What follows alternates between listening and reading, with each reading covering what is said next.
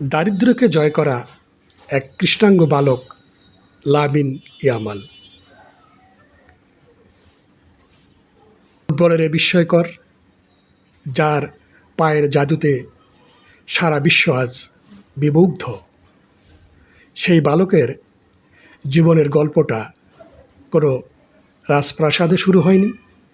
শুরু হয়েছিল স্পেন থেকে 30 মাইল দূরে এক দারিদ্র্যপীড়িত অঞ্চলে। 2007 সালে 13ই জুলাই তার জন্ম হয়।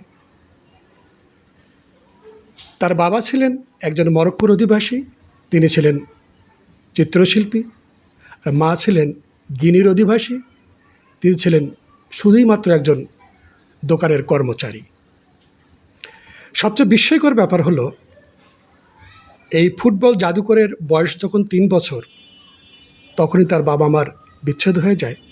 কিন্তু বাবা মা দুজনেই তার শৈশবে বেড়ে ওঠা, ফুটবল কেরিয়ারে যথেষ্ট সহায়তা করেছেন। ফুটবলের এই জাদুকর কেই বা জানত 2007 সালের ইউনিসেফের সেই দাতব্য ক্যাম্পেইনে